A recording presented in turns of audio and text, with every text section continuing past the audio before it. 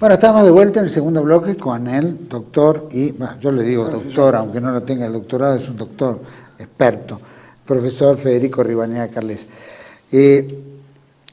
Profesor, hay 3 libros que yo los ato en una temática, ¿no es cierto? Y que obviamente están. Es Los Conversos en las Indias, ¿no? Que es la historia detrás de la leyenda negra. Buenos Aires, ciudad conversa, es decir, como que entramos en lo converso, y la historia ocultada, que es los conversos en la independencia. O sea, agarra diferentes periodos. Sí, ¿no? es una trilogía. Hay un cuarto libro que fue el primero, pero que no lo citamos porque... Lo de español, ¿no? Sí. El primer libro mío fue del año 94 sobre el tema que se llama Los conversos, víctimas o victimarios de España. O victimarios, sí. Bueno, con respecto a los conversos en la India, que recoge parte del primer libro, sí, aclara el papel de España en la conquista y población de las Indias, que así se llamaba, porque después se cambió por imposición de los enemigos de España, se llamó América, por Américo Vespucio. O sea, han hablado de que la colonización, la leyenda negra ha mostrado una mentira absoluta. Habría que aplicarla, la leyenda negra, que no es la leyenda negra, sino la historia negra, es la colonización inglesa. Que le pone el motus a la española. Que realmente fue todo lo que dicen de España lo aplicaron los ingleses, pero no fue una leyenda, porque como yo digo, una historia negra. Claro. Con respecto en el converso de las Indias, explico qué es el criptojudaísmo, o sea, el judaísmo secreto. El judaísmo secreto es cuando los reyes católicos, después de la unificación territorial y la expulsión de los musulmanes, expulsan a los judíos porque veían que además los judíos eran totalmente hostiles a España. 1492 estamos hablando, claro, los reyes católicos. Claro, los reyes católicos lo expulsan en 1492. Pero después se produce un fenómeno que no se pensaba, que primero no se fue, como dice la mentira histórica, se fueron millones, se fue un pequeño sector. El resto se quedó en España porque a través de la conversión podían ocupar todos los cargos que antes no podían. Podían ser cardenales, podían ser ministros, en fin, podía ocupar todos los cargos. Entonces se generó el problema de los conversos. El fenómeno converso es que se pasa del judaísmo público al judaísmo secreto. Por eso se llama criptojudaísmo, marranismo. El criptojudaísmo ha sido nefasto, porque a la apariencia de la conversión son los que hicieron un daño enorme a la conquista española. Por ejemplo, yo analizo que cuando muere Isabel la Católica, que Isabel la Católica es muy superior a Fernando, no es que estaba enamorada de Fernando, no. Isabel la Católica era, le diría con todo respeto, superior a Juana de Arco, porque Isabel la Católica no solamente dirigió la estrategia de la conquista de Granada, sino que era una mujer dotada, una mujer superior y gran protectora de los indios. Por eso lo depuso a Colón cuando le llevó indios en su primer viaje, digo que podían ser esclavos. Y ella lo hizo analizar el caso por los teólogos que le dijeron, no, son personas como nosotros. Y bueno, posteriormente Colón, ¿no es cierto?, después fue el gobernante de la Española y realmente es una tiranía terrible que ya está documentado incluso por propios partidarios de Colón, porque hace poco se descubrió la residencia que le hizo, la visita que le hizo Obando a la Española, donde fue un tirano sangriento, cometió todo tipo de aberración. Bueno, le quiero decir que en su testamento, que es un modelo, ella le encarece a Fernando el cuidado de los indios, pero apenas se muere Isabel la Católica, se queda las encomiendas, que no fue porque desgraciadamente frente a la leyenda negra se creó la leyenda rosa. Claro. O sea que, así como los conversos decían, los españoles explotaban a los indios, los mataban, las encomiendas era explotación, los de la leyenda rosa dijeron, no, la encomienda era una maravilla, porque leían la reglamentación que decía que le tenían que enseñar la religión católica. No, la encomienda no fue ninguna maravilla, fue una explotación de los indígenas y le hicieron los conversos. El que lo organizó fue Albuquerque, ¿no es cierto? Y que hizo la división, está todo con fecha, está todo documentado en mi libro. Y entonces por eso se produce después, bueno, el que dirigía el operativo, el que dirigía, y el que hizo el que hizo la explotación de las Indias, que si bien exageró las casas, en la práctica se basó en hechos reales. Lo que pasa es que decía, murieron 5 millones de indígenas, no, pero habían muerto porque la encomienda era la esclavización de los indígenas. Entonces el que dirigía todo eso era el converso López Conchillo, que fue el antecesor del conde duque de Olivares, que fue una verdadera desgracia para España, que fue el hombre que dirigía toda la política en la época de Felipe IV, López Conchillo y el obispo converso Fonseca, que hicieron realmente desastre en las Indias.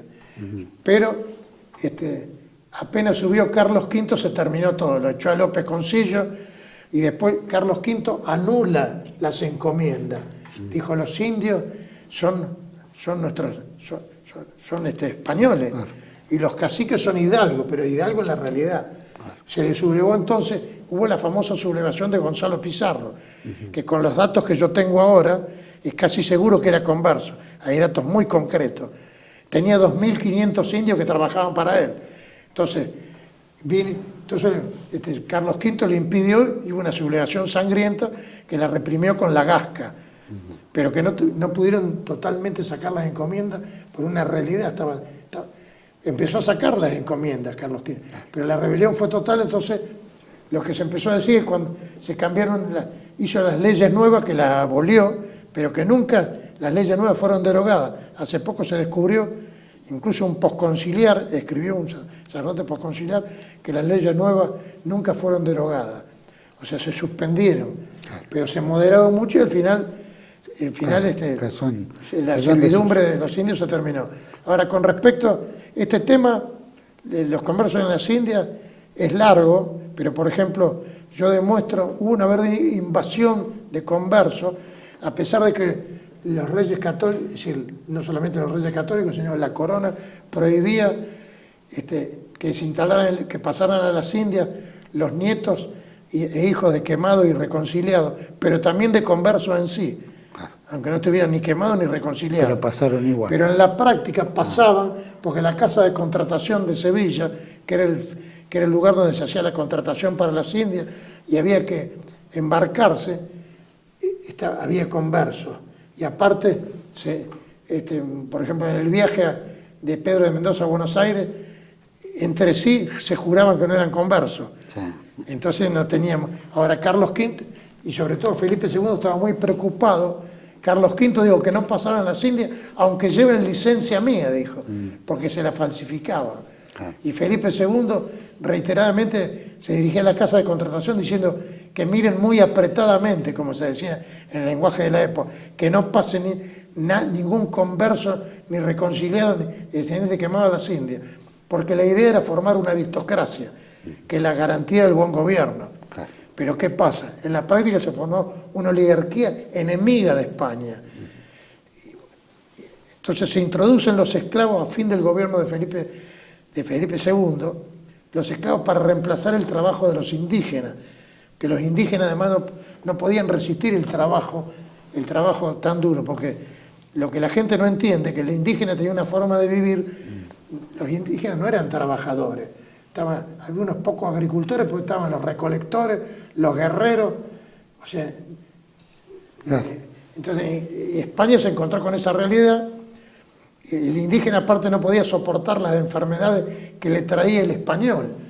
Por ejemplo, la gripe, que era desconocida por los indígenas. Entonces morían porque no estaban inmunizados. Morían en gran cantidad, pero no porque España los mataba. Por el contrario, España hacía todo. Lo mismo llevarían los norteamericanos, los ingleses La mejor prueba son que Hispanoamérica es en gran parte mestiza. En cambio en Estados Unidos quedan muy pocos indígenas. Ni hablar de Nueva Zelanda, todo eso que los mataban con vitriolo, los invitaban a comer y los ingleses utilizaban métodos monstruosos. Y dijeron, el mejor indio es el indio muerto, con eso basta. Jamás los españoles hicieron una cosa así. Arrímese un poquitito más para acá, eso sí, y giramos para... De cualquier manera, Sí. bueno, lo que le quería decir que, por ejemplo, un hecho que yo tuve que esclarecer, que no estaba escondido en un archivo secreto, pero que la gente no tenía acceso a eso y no se había estudiado. El comercio de esclavos se hizo con conversos portugueses, porque España no es como cree la gente, que lo que sucedió hace 500 años no se sabe nada. Está todo documentado y en los archivos españoles. Los asientos, que eran los contratos con los negreros, están todos documentados con fecha y se sabe el nombre. Gómez Reinel, Rodríguez Coutinho, eran todos conversos. Esos fueron los que trajeron la esclavitud de los negros a las Indias. No como dijo Juan Pablo II, que pidió perdón porque los españoles hicieron eso. Es una mentira, una canallada, una infamia. Y después, de paso señalo que cuando se prohíbe, ¿no es cierto?, la esclavitud, que la gente dice que es maravilloso, los ingleses, Estados Unidos prohibió la esclavitud. Mateo Goldstein, en un libro sobre el Talmud, dice claramente que se prohibió porque el régimen asalariado era mucho más económico que la esclavitud, porque el esclavo hay que atenderlo cuando se enferma y tiene un precio. En cambio, el asalariado no, si se muere, que se muera. Eso es así. De cualquier manera, en fin, es un fenómeno que fue el que interfirió negativamente en la conquista y población de las Indias. Y si no pudieron dominar es porque estaba la Santa Inquisición. Entonces, por eso, como dijo Aaron Spivak en la revista judaica, que fue una revista muy importante de la colectividad judía, digo que la lucha fue entre la Inquisición, entre España, que representada por la Inquisición, y los judíos. Yo digo entre Sefarat y España. La Inquisición es la que prohibió, y la que impidió, mejor dicho, el dominio de los conversos, pero que ha quedado, pero que en América española siguió teniendo una importancia capital, y son los que hicieron la mal llamada independencia. Esa Inquisición tuvo más poder en qué países, en qué regiones de Bueno, la América? Inquisición empieza... Porque acá en Río de la Plata casi no existe. Claro, no la existe. Inquisición, claro, tendríamos que hablar de eso en el próximo libro sobre Buenos Aires Ciudad Conversa. A ver. Que la Inquisición empieza en Nueva España. Nueva España es el actual México. Sí. Bueno, en Nueva España abarcaba todo. Abarcaba la Filipina, abarcaba todo. Inclusive en África, ¿no? Ahí empieza Guinea el primer Ecuatorial. tribunal de la Inquisición. El segundo fue el de Lima y el tercero el de Cartagena de India. Y en el Río de la Plata, que es el tema de mi libro Buenos Aires Ciudad Conversa, cuyo subtítulo es La hegemonía criptojudía en el Plata, tendré que abreviar. Los conversos portugueses venían en masa, sin licencia de su majestad. Venían subrepticiamente, venían con un sistema que se llamaba arribada forzosa. Simulaban averías en el barco y los conversos portugueses se embarcaban con la protección de la sociedad porteña. Y las mujeres se casaban rápidamente con los conversos, porque ellas también eran conversas. Eso no hay ninguna duda. Todo esto está documentado. Por ejemplo, se sabe la cantidad de conversos que había, pero no se dice generalmente conversos. Mejor dicho, se dice portugués. Eran todos conversos. Los españoles también vinieron acá, y de eso nunca se habló, los conversos españoles. Por ejemplo, acá en Buenos Aires... ¿Había un porcentual entre conversos y no conversos? Bueno, acá los que dominaron la sociedad argentina, o sea, Pedro de Mendoza, que tenía sangre conversa, estaba rodeado de conversos, y por ejemplo, a su maestro de campo, que era Juan de Osorio, que tenía 26 años, que se había destacado en las guerras de Europa, él dice claramente, porque la documentación se conoce, él dijo, don Pedro está rodeado de confesos, y cuando lleguemos a tierra gobernarán los 12 pares, dijo él. Y aparte decía que él se debía a sus soldados porque ellos me hicieron. y lo asesinaron los conversos, que yo lo pruebo. Lo asesinaron los conversos. Grusac lo señaló, pero no decía que eran conversos. Lo asesinaron los conversos. Y después Pedro de Mendoza se dio cuenta la importancia que tenía Osorio. Dice que tenía visiones cuando tenía fiebre, porque se murió de sífilis. Decía, ay, si estuviera acá Juan de Osorio. Porque, pero él, por supuesto, lo mató con la connivencia de esta gente. Claro. Con Juan de Osorio no hubiera habido ninguna explotación de nadie. Bueno, como después Buenos Aires se elimina el foco fundacional y se funda Asunción. Y después se funda Santiago del Estero. Porque la mayoría de la gente cree que el interior fue secundario, ¿no? Santiago del Estero en 1535 era la muy noble. Carlos V le dio el derecho de usar en su escudo la muy noble y fiel ciudad de Santiago del Estero, que tiene nada menos el nombre que los santiagueños ni se acuerdan, del patrón de España, Santiago. Claro. ¿No es cierto? La civilización vino del interior a Buenos Aires. Y en Buenos Aires era tal cantidad que todos reconocen. Por ejemplo, La Fuente Machaín, en su libro Los portugueses en Buenos Aires, dice que los portugueses es el núcleo principal de la población argentina. Entonces se explica la indiferencia con respecto al catolicismo, con respecto a los demás países. No había grandes procesiones, acá en Buenos Aires, eran conversos.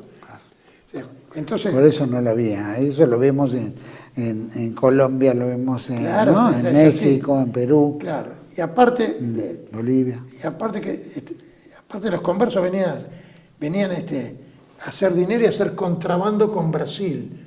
En cambio, la idea de Buenos Aires era que haya un lugar estratégico para impedir la penetración lusitana. En cambio, yo los documentos vienen en mi libro, porque acá se quiere justificar. Los propios revisionistas dicen, bueno, tenían que hacer contrabando porque no tenían para comer. Mentira. Primero que no eran, ninguno se dedicaba a la agricultura. Lo único que hacían era comerciar con Brasil, eran contrabandistas. Y ya observaron los reyes, que hasta Fernando dijo, los que aquí, no refiriéndose al Río de la Plata, desde el principio dijo, los que aquí hacían obras manuales, allá no quieren trabajar.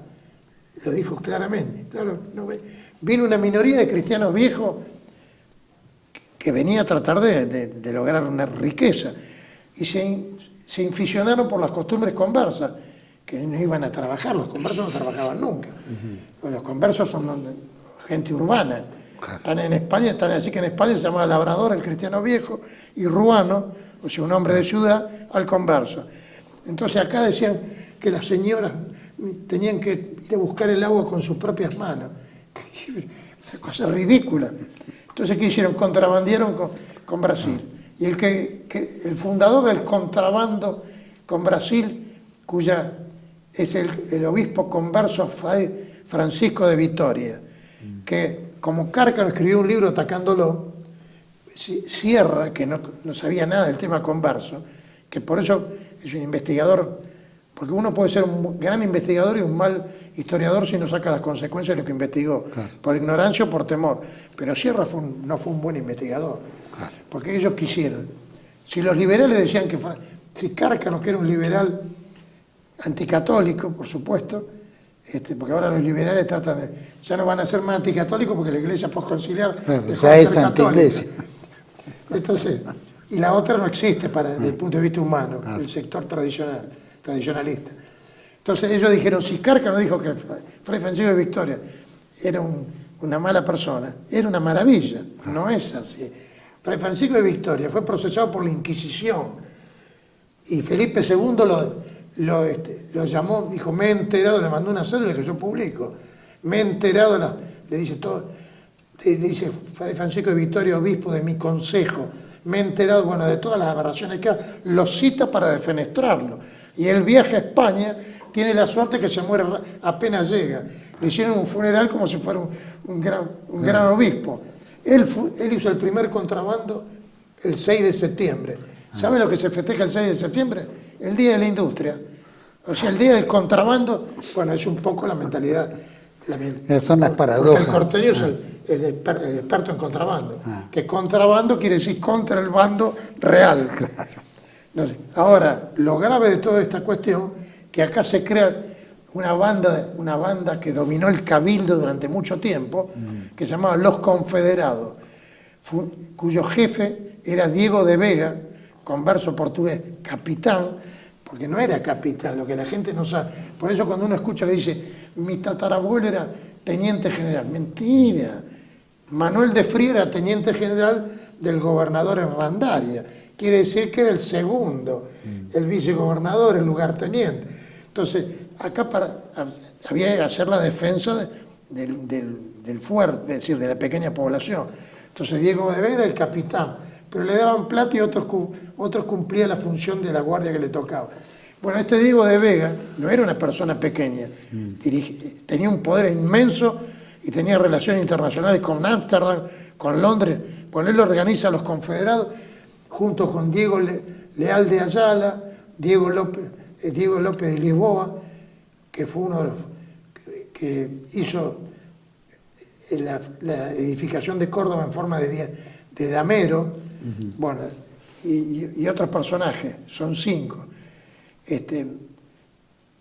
Lo concreto es que esa banda crea el contrabando ejemplar, que era una cosa que llamó la atención en todo el mundo. Dice que Raúl La Molina, que es un liberal, pero una persona honrada, que señaló que había con judíos, pero no sacaba las consecuencias. Y dijo que era el hazmerreír de la Cancillería Europea, porque ellos hicieron un contrabando legal. ¿Cómo lo hacían? Traían esclavos y simulaban una arribada forzosa. Eso sucedía en toda Hispanoamérica. Y después se vendían los esclavos.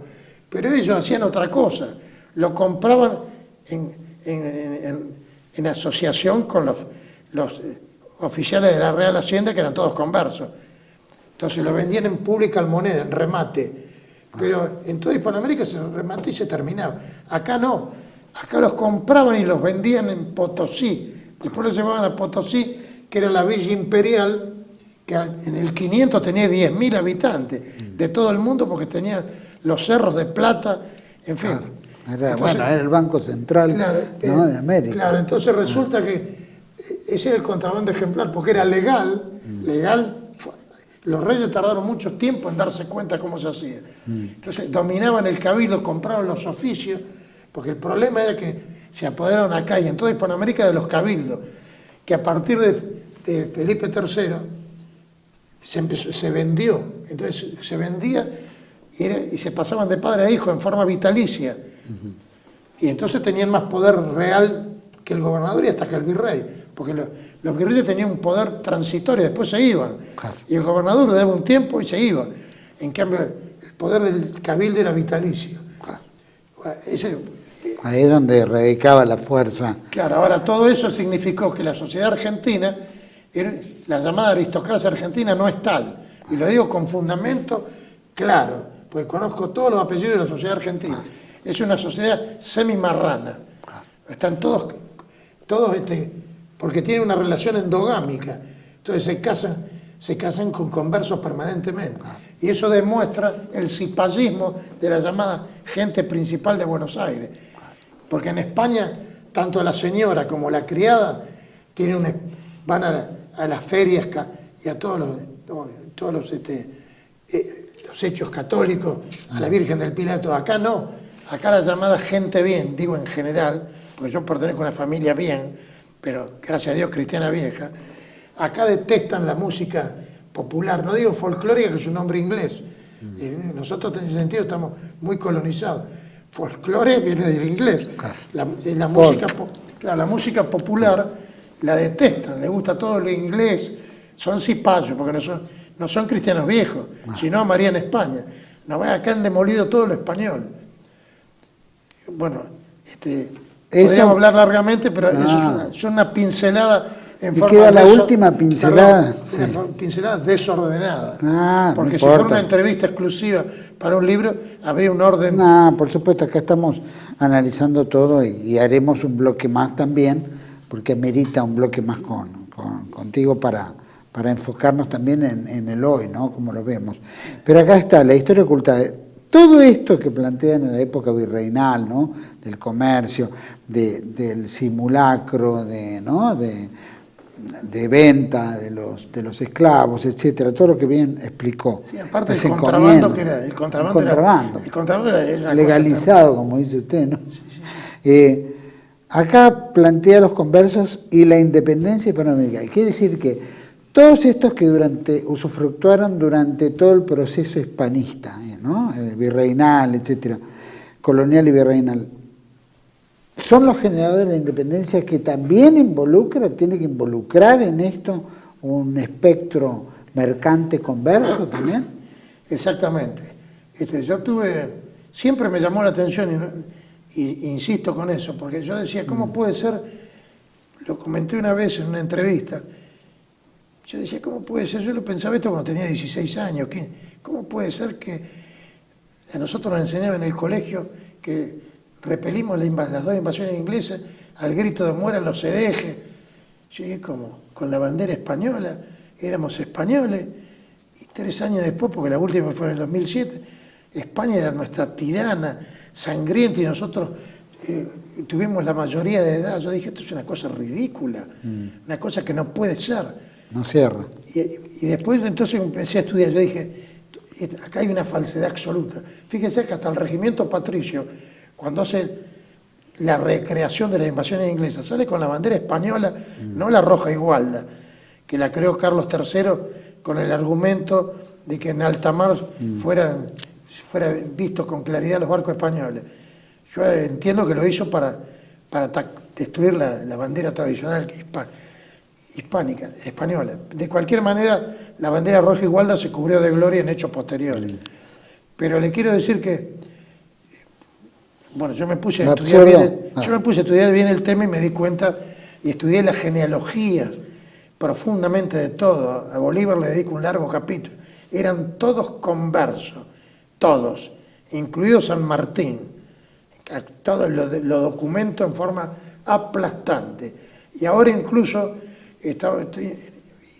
suspendí momentáneamente el trabajo sobre el marxismo y el judaísmo, estudio sobre su vinculación, porque lo dicen los propios judíos, en fin, las teorías de Marx y todo, que son judías.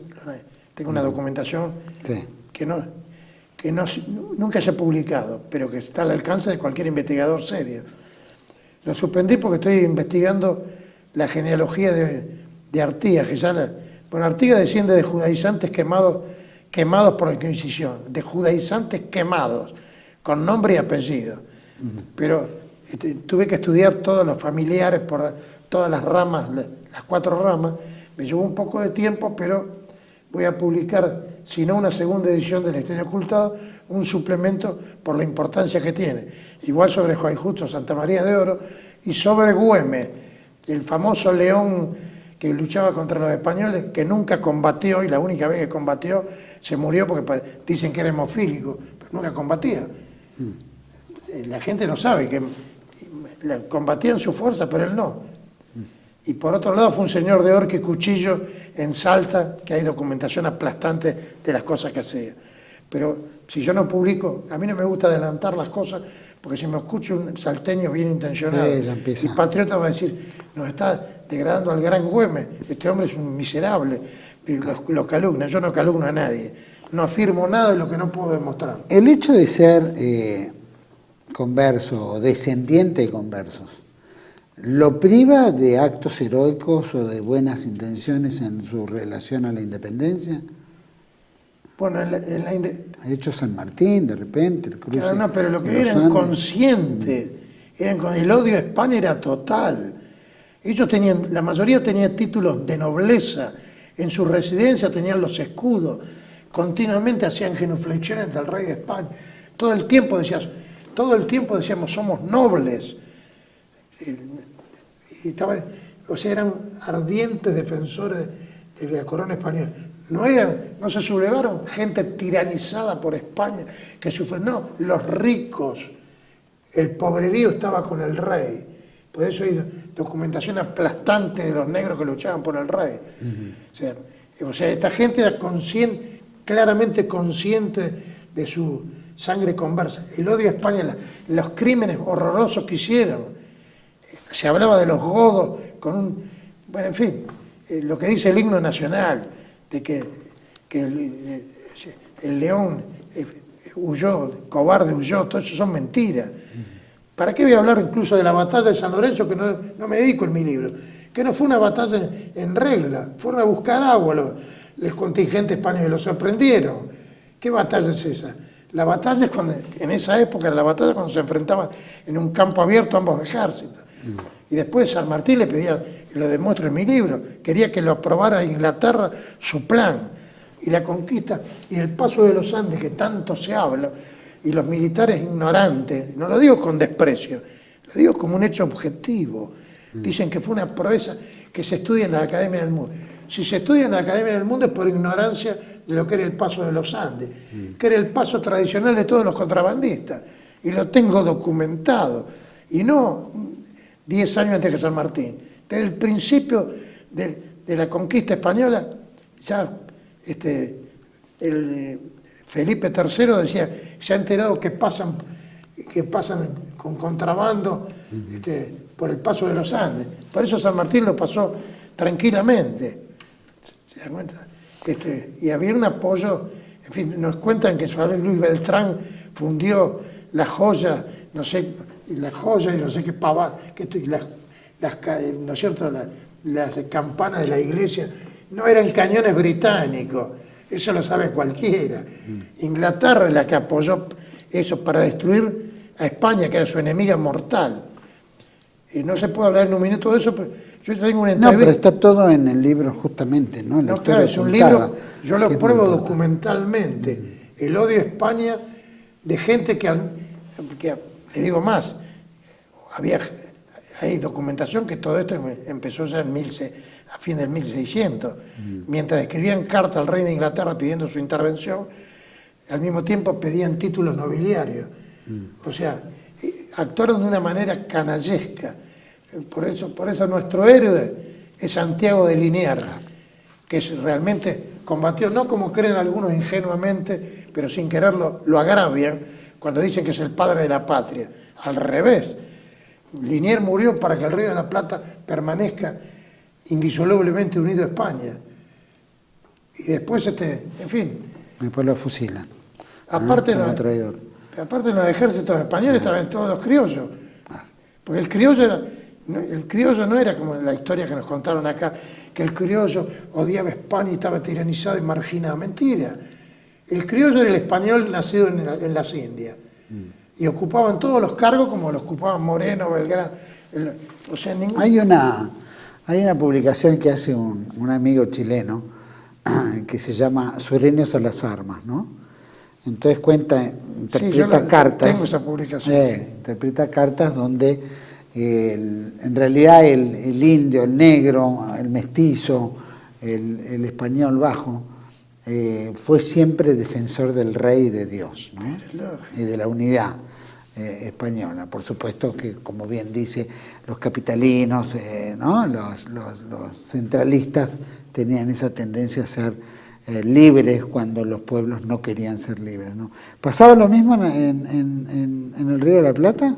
Sí, pero en el Río de la Plata hay una cosa bastante triste, porque si bien lucharon heroicamente para aplastar a los ingleses, porque los ingleses sufrieron una derrota tan extraordinaria que acá no se advierte, porque a nosotros en el colegio nos enseñaron, sí, derrotamos a los ingleses, les tiramos aceite, agua hirviendo, una serie se minimizó.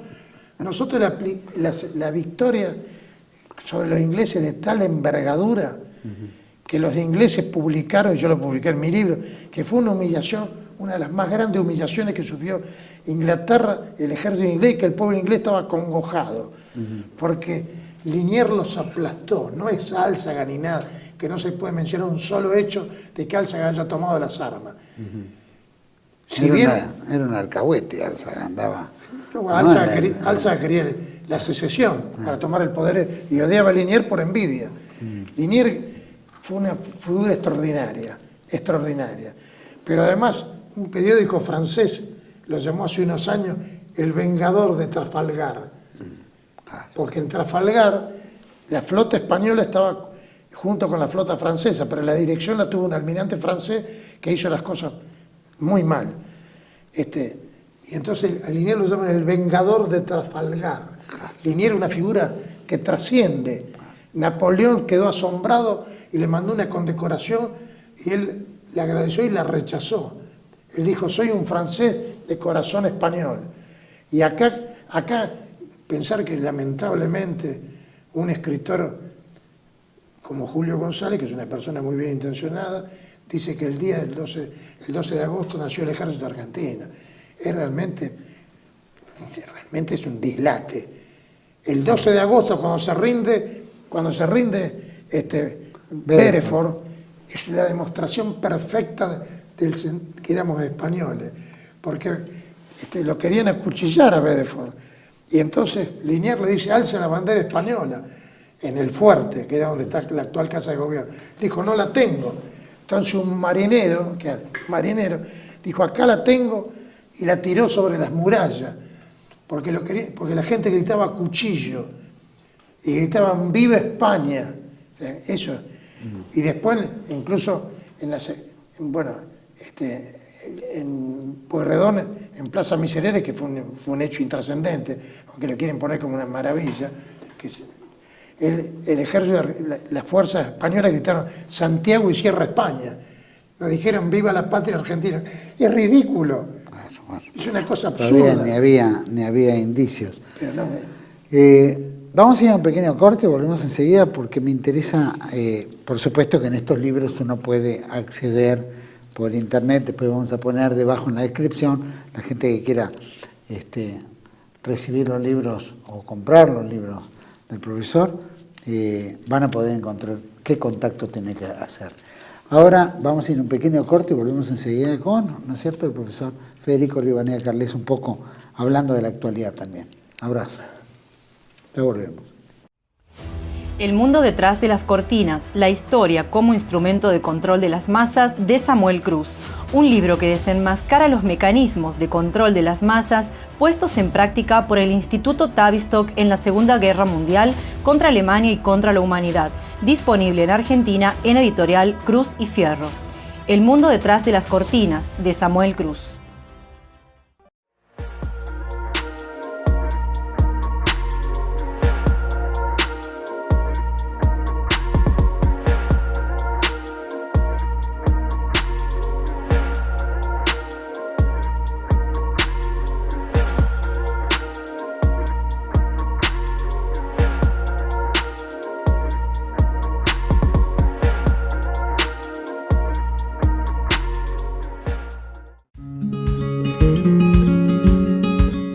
Residencia de Los Ángeles es un hogar para adultos mayores habilitado en la ciudad de Buenos Aires, cuyo objetivo es la atención y cuidado de pacientes de la tercera edad. Más de 30 años de experiencia nos respaldan.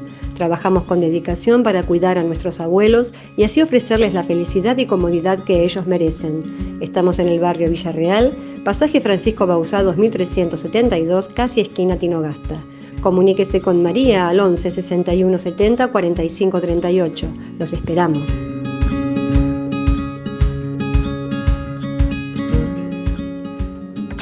Bienvenidos a CEPA, Centro de Estudios del Pensamiento Americano. Nuevo sitio web de cursos de formación en política, filosofía, historia, literatura, geopolítica, religión, psicología y más. Cursos de formación que reflejan el verdadero pensamiento americano. Lo invitamos a elegir el curso de su agrado ingresando en www.cepa.la.